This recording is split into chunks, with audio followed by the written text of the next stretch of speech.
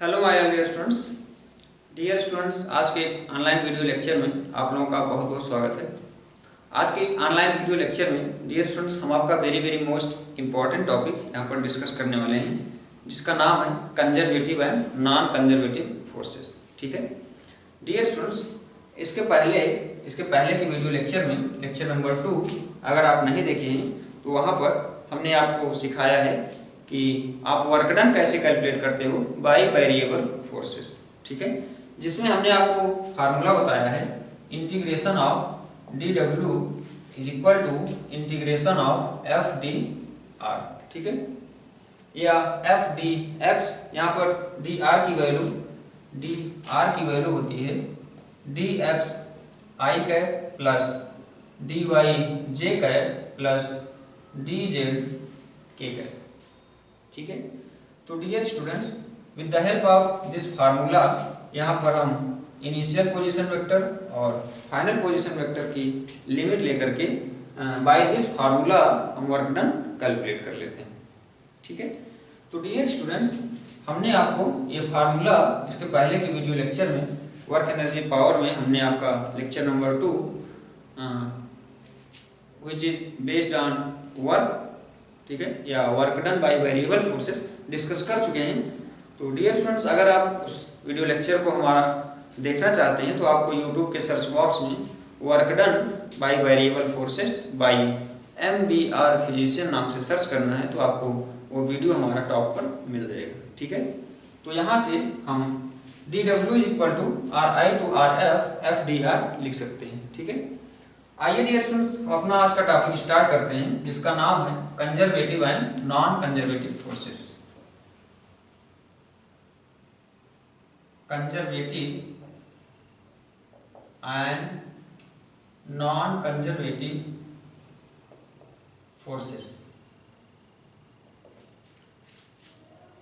Conservative forces dear students उस force को हम कहते हैं अगर बाय दिस फोर्स हम वर्क डन की वैल्यू कैलकुलेट कर रहे हैं तो वर्क डन आपका पाथ इंडिपेंडेंट हो। ठीक है, अगर वर्क डन आपका पाथ इंडिपेंडेंट है तो यहाँ पर बाय अप्लाइड फोर्सेस, तो हम उस अप्लाइड फोर्स को क्या बोलेंगे, उस अप्लाइड फोर्स को हम बोलते हैं कंजर्वेटिव फोर्सेस। ठीक है, तो इसकी डिफिनेशन डियर स्टूडेंट्स आइए हम नोट करते हैं। इफ applied forces यहां पर डियर स्टूडेंट्स लिखेंगे if work done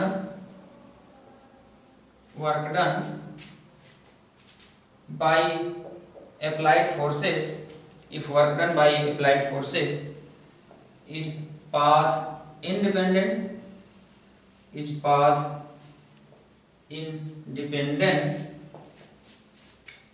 then applied force is called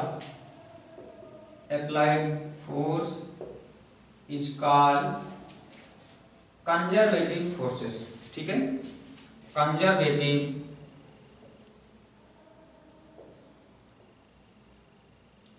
forces.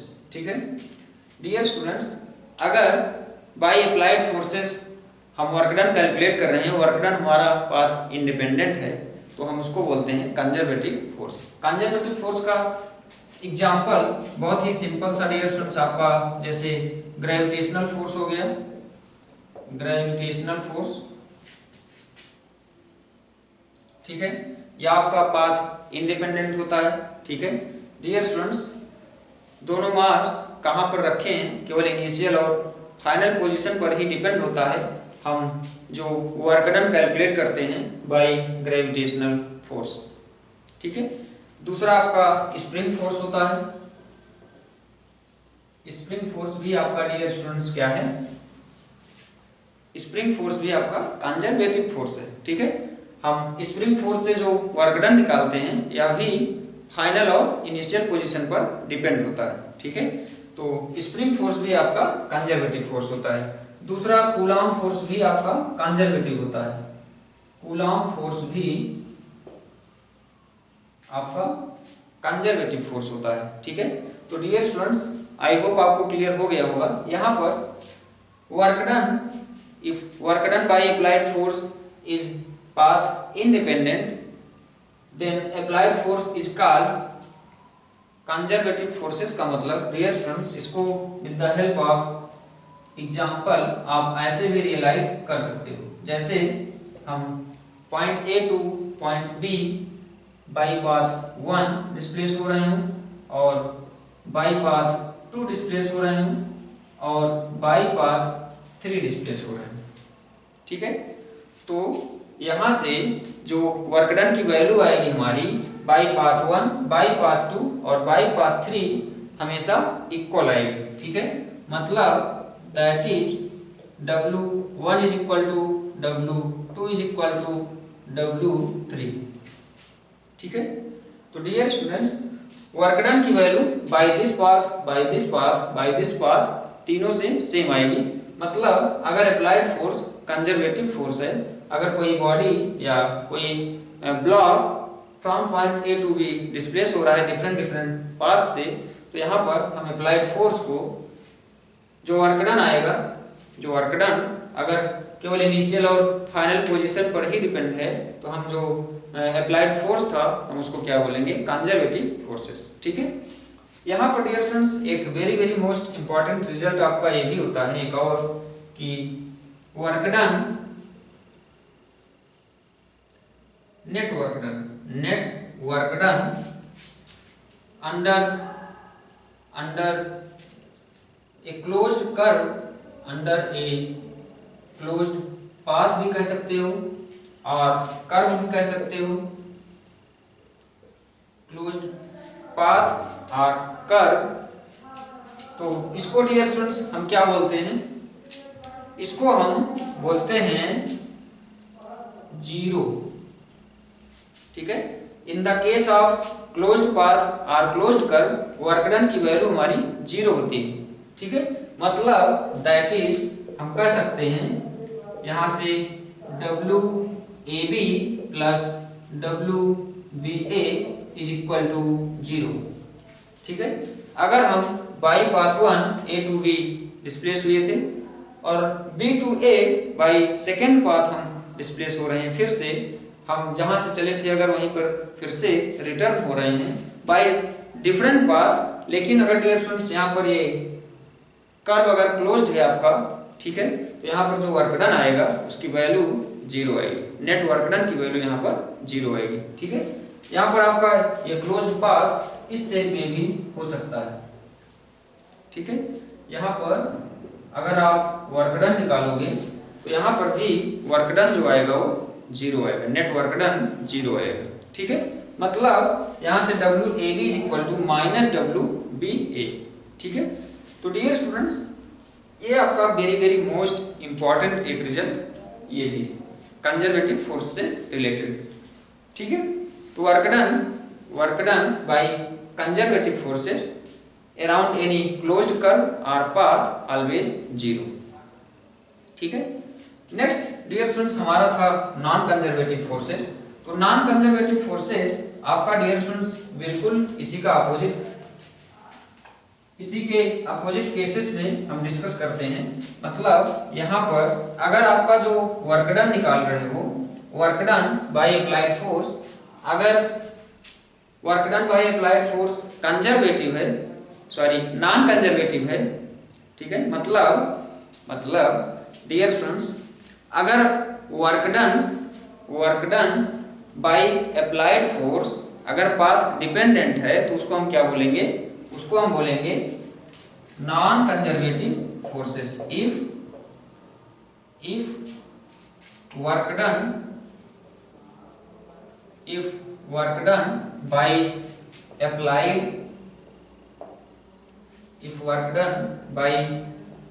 applied forces is path dependent, then this force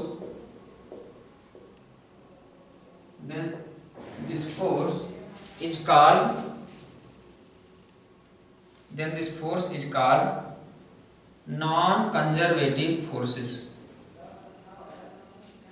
non-conservative forces, ठीक है। अगर dear students by work done by applied forces path dependent है, ठीक है, तो इसको हम क्या बोलते हैं, तो हम इसको बोलते हैं नॉन कंजर्वेटिव फोर्सेस, ठीक है। इसका एग्जांपल वेरी गुड एग्जांपल है डियर स्टूडेंट्स, यहाँ पर जैसे इसका एग्जांपल है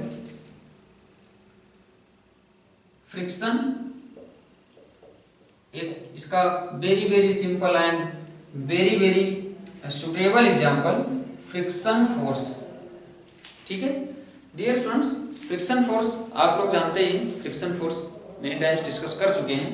तो फ्रिक्शन जो होता है डियर स्टूडेंट्स यह पाथ डिपेंडेंट होता है, ठीक है। इसमें जो आप वर्क डन फाइंड आउट करोगे उसकी वैल्यू पाथ डिपेंडेंट होगी, ठीक है। तो डियर स्टूडेंट्स अगर work done by applied force path dependent हो तो हम अप्लाइड फोर्सेस को क्या कहेंगे, हम अप्लाइड फोर्सेस को बोलेंगे नॉन कंजर्वेटिव फोर्सेस। दूसरा एग्जांपल है आपका विस्कस फोर्स, ठीक है। डियर स्टूडेंट्स आपका विस्कस फोर्स भी पाथ डिपेंडेंट होता है। विस्कस फोर्स अभी हम सेकेंड पार्ट में जहां पर लिक्विड पढ़ेंगे, ठीक है, लिक्विड में हम इसको डिस्कस करेंगे विस्कस फोर्सेस क्या होते हैं, तो वहां पर आपको ये क्लियर होगा कि विस्कस फोर्स भी पाथ डिपेंडेंट होता है, ठीक है। Sorry viscous force by viscous force जो हम वर्क डन कैलकुलेट करते हैं वो आपका पाथ डिपेंडेंट होता है, ठीक है। तो dear students by applied forces अगर वर्क डन जो है आपका पाथ डिपेंडेंट है उसको हम क्या बोलते हैं, तब हम उसको नॉन कंजर्वेटिव फोर्सेस बोलते हैं। अप्लाइड फोर्सेस को हम नॉन कंजर्वेटिव फोर्सेस बोलेंगे। तो डियर स्टूडेंट्स आई होप आपको ये दोनों एग्जांपल क्लियर हो गए होंगे। यहाँ पर नॉन कंजर्वेटिव फोर्सेस की केस में डियर स्टूडेंट्स आपका W1 is equal to W2 is not equal to W3 होता है। W1 यहाँ पर आपका A to B डिस्प्लेसमेंट था डिफरेंट पाथ्स, ठीक है, ये 1 था, ये 2 था, ये 3 था। यहाँ पर हम A to B डिस्प्लेस हो रहे हैं। तो dear students in this case जो वर्क डन होता है आपका इसकी वैल्यू एक दूसरे के इक्वल नहीं आती है। मतलब यहाँ पर अगर हम बाय दिस पाथ जाएंगे तो वर्क डन की वैल्यू कुछ आएगी, बाय दिस पाथ जाएंगे तो वर्क डन की वैल्यू कुछ आएगी, और बाय दिस पाथ जाएंगे तो वर्क डन की वैल्यू डिफरेंट आएगी, क्योंकि यहाँ पर जो पाथ है ये तीनों का डिफरेंट, ठीक है। तो डियर स्टूडेंट्स ये हो गया आपका नॉन कंजर्वेटिव फोर्सेस। अब आइए इसमें हम नेक्स्ट कॉन्सेप्ट देखते हैं। यहाँ पर work done in this case work done जो होता है WAB is not equal to WBA, या डियर स्टूडेंट्स जो नेट वर्क डन होता है WAB प्लस WBA यहाँ पर इज नॉट इक्वल टू 0 होता है, ठीक है। जैसा कि हमने in case of conservative forces बताया था कि इसमें जो वर्क डन होता है net work done around any closed curve और अराउंड एनी क्लोज्ड पाथ कह सकते हो, वहां पर हम 0 बताए थे, लेकिन यहाँ पर ये आपका 0 नहीं होता है, ठीक है। तो ये डियर स्टूडेंट्स हो गया आपका नॉन कंजर्वेटिव फोर्सेस। तो डियर स्टूडेंट्स अगर जैसे हम किसी स्प्रिंग से इसको रियलाइज करने का एक दूसरा वे है, जैसे अगर हम किसी स्प्रिंग से ये कोई ब्लॉक इस टाइप से बाउंड किए हैं, इसमें हम नेक्स्ट केस में डियर स्टूडेंट्स क्या करते हैं कि इस ब्लॉक को थोड़ा सा इसकी मीन पोजीशन से डिस्प्लेस कर देते हैं। सपोज कर लें अगर इसकी मीन पोजीशन A थी तो यह पोजीशन A से पोजीशन B तक डिस्प्लेस हो गया, ठीक है।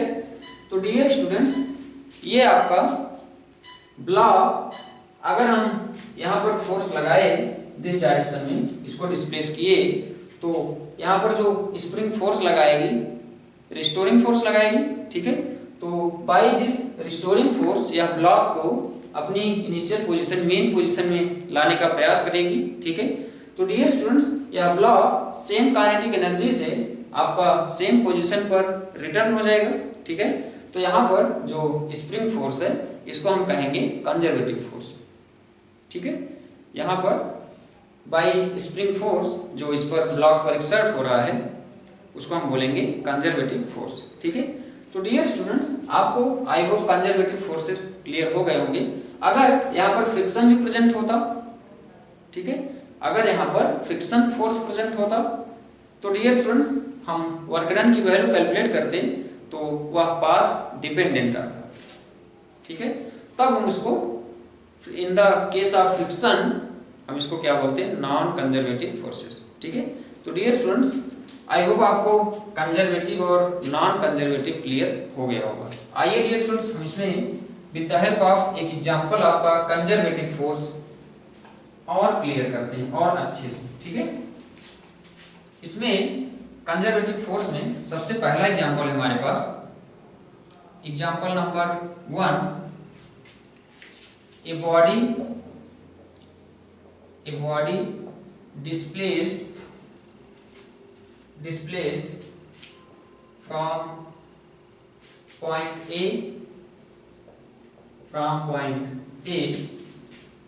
point A पर आपका कोऑर्डिनेट गिवन है 2 metre, 3 metre, 4 metre to point B। ठीक है, B पर आपके coordinate 1 metre, 2 metre, 3 metre given है। under a constant force F, under a constant force F। ठीक है, F की वैल्यू डियर स्टूडेंट्स आपको क्वेश्चन में गिवन है 2i cap plus 3j cap plus 4k cap newton. ठीक है, find the work done by this force, work done by this force in this process,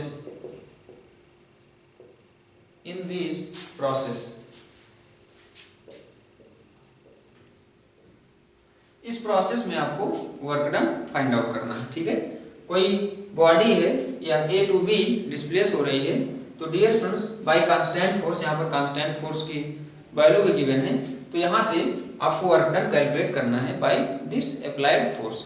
आइए dear students हम इसका solution देखते हैं। यहाँ से इसका सलूशन ध्यान से देखेंगे। आपका फार्मूला हमने बता रखा है, integration of dw is equal to ri to rf f dr। ठीक है, यहाँ से f की वैल्यू हमको गिवन है 2i cap plus 3j cap plus 4k cap. ठीक है, और यहाँ पर आपका initial ri position vector given है 2 मीटर, 3 मीटर, 4 मीटर। ठीक है, और यहाँ पर 1 मीटर, 2 मीटर, 3 मीटर। ठीक है, dr, तो dr की वैल्यू यहाँ से हो जाएगी dx i cap plus dy j cap plus dz k cap. ठीक है, डियर स्टूडेंट्स dr की वैल्यू आपकी dx i कैप होता है plus dy j cap plus dz k cap.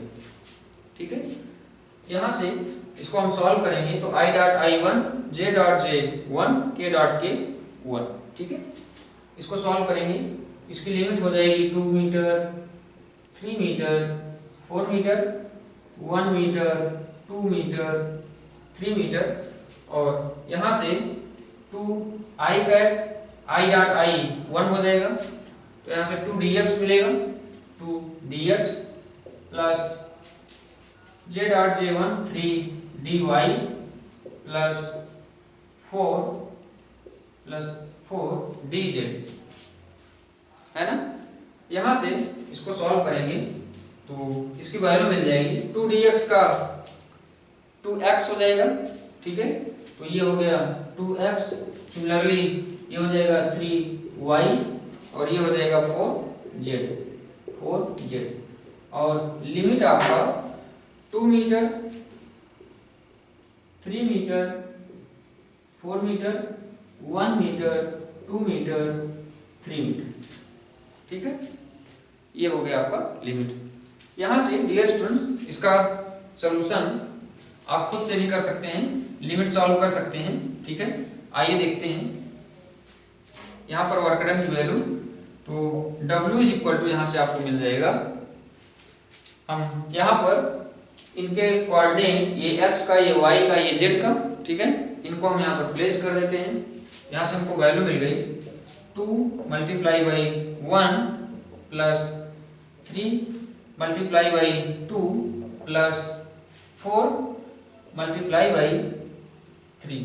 ठीक है, माइनस लोअर लिमिट की वैल्यू प्लेस कर दोगे तो 2 मल्टीप्लाई बाई 2 प्लस, यहाँ पर डियर स्टूडेंट्स माइनस हो जाएगा, यहाँ माइनस ब्रैकेट में लगेगा, अब इसको हम प्लस लिख सकते हैं, plus 3 multiply by 3 plus 4 multiply by 4। यहाँ से अगर हम ब्रैकेट रिमूव कर देते हैं तो ये माइनस हो जाएगा और ये भी आपका माइनस हो जाएगा।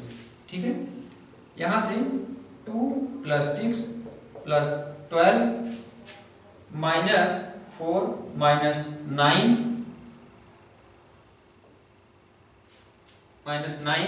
माइनस 16, ये हो गया आपका 20 और ये हो गया 29। ठीक है, ये हो गया 29, ये हो गया माइनस 9 जूल। यहाँ पर dear students W is equal to आपका क्या हो गया 9 जूल। यहाँ पर जो वर्क डन है आपका ये केवल इनिशियल और फाइनल पोजीशन पर डिपेंड है, मतलब RI और RF पर। तो यहाँ पर जो अप्लाइड फोर्स है आपका वह कांस्टेंट फोर्स था डियर स्टूडेंट्स, ये आपको क्वेश्चन में गिवन था।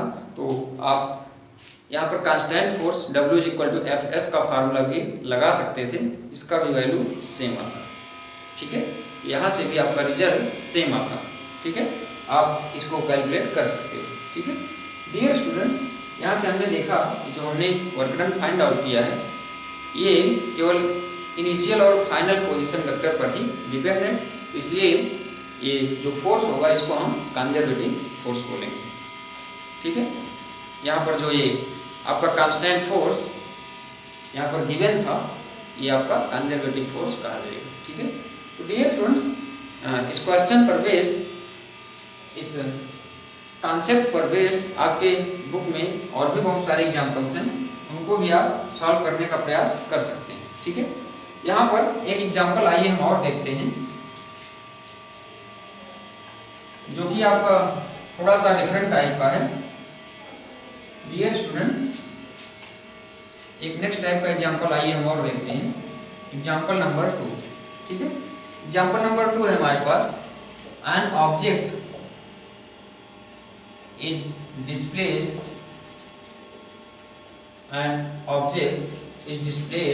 from position vector r1 is equal to 2i cap plus 3j cap meter to r2 is equal to 4i cap plus 6j cap metre. ठीक है, under a force F is equal to, हमको value given है 3x square i cap plus 2y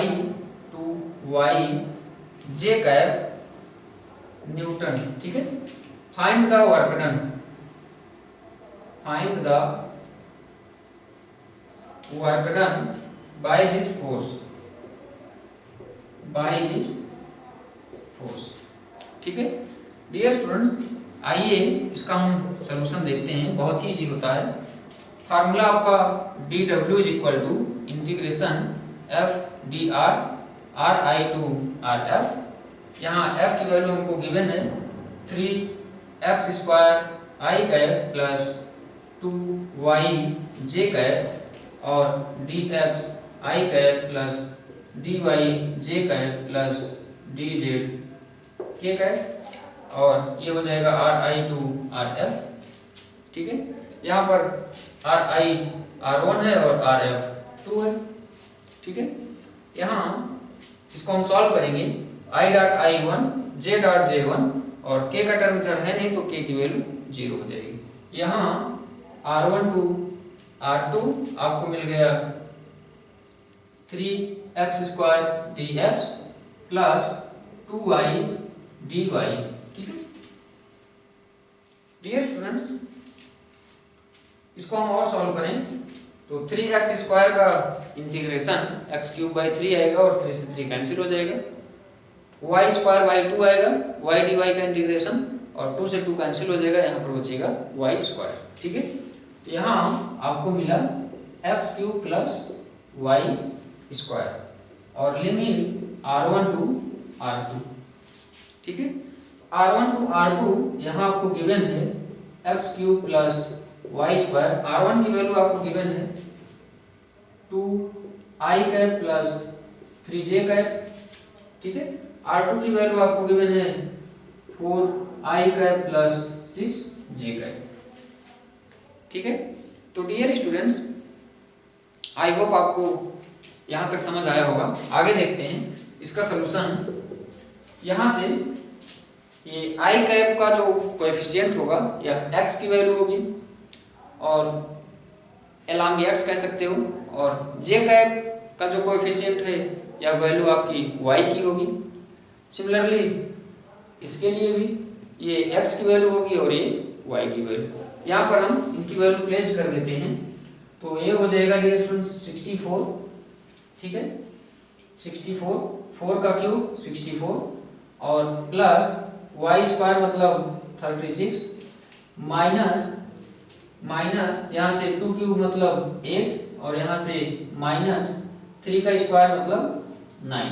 ठीक है, तो यहाँ से 64 plus 36, यहाँ अगर हम इसको सॉल्व करेंगे तो ये डियर स्टूडेंट्स आपका हो जाएगा 0 100।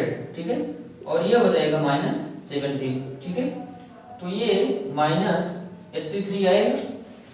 ठीक है, ये 83 हो गया।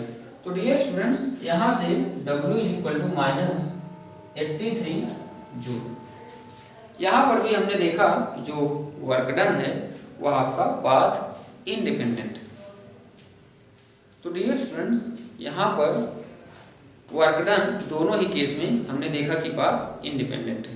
तो अप्लाइड फोर्सेस यहाँ पर हम कह सकते हैं कि ये कंजर्वेटिव फोर्स।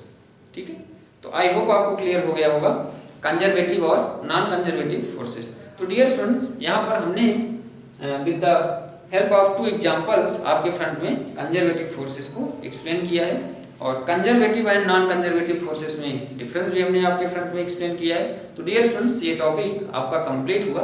इस पर बेस्ड और भी बहुत सारे न्यूमेरिकल्स आपकी बुक में गिवन होंगे, तो इनको आप लोग डियर स्टूडेंट्स सॉल्व करने का प्रयास करेंगे और भी मोर एंड मोर क्वेश्चंस इस टॉपिक से रिलेटेड सॉल्व करेंगे। ठीक है, जो भी आपके पास अवेलेबल होंगे। तो हम आज के इस लेक्चर को यहीं पर स्टॉप करेंगे। आप लोग ज़्यादा से ज़्यादा क्वेश्चन सॉल्व करने का प्रयास करें। Thank you very much.